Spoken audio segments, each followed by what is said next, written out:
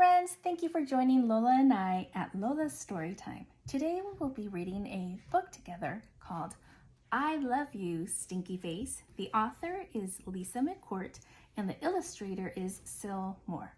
Let's check to see if there is a dedication.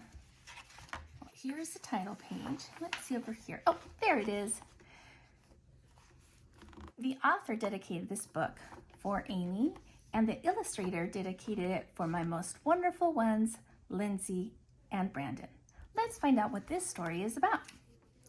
I love you, my wonderful child, said Mama as she tucked me in. But I had a question. I wonder what question that would be. Mama, what if I were a big, scary ape? Would you still love me then? If you were a big, scary ape, I would comb your whole hairy self to make sure you didn't have any tangles. And I would make your birthday cake out of bananas. And I would tell you, I love you, my big, scary ape. Oh, look at the birthday cake here. There he is with all these presents. And it says, happy birthday. But Mama, what if I were a super smelly skunk and I smelled so bad that my name was Stinky Face? Then I would give you a bath and sprinkle you with sweet smelling powder. And if you still smelled bad, I wouldn't mind. And I would hug you tight and whisper in your ear, I love you, Stinky Face.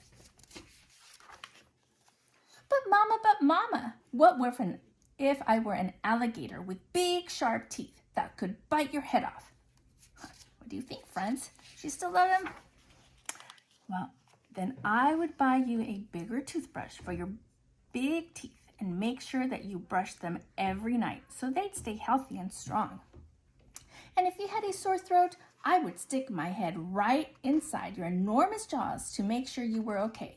And I would say, I love you, my ferocious alligator.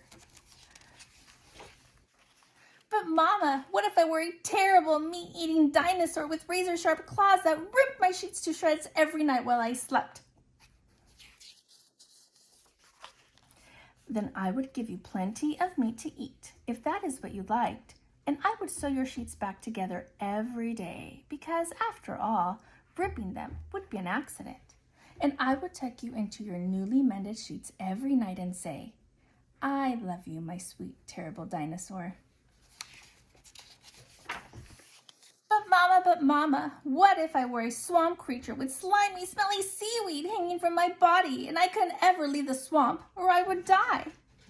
Oh no, look at him right over here. Then I would build a house right next to the swamp and I would stay with you and take care of you always. And when you splash the surface, I would say, I love you, my slimy little swamp monster. Oh, how sweet.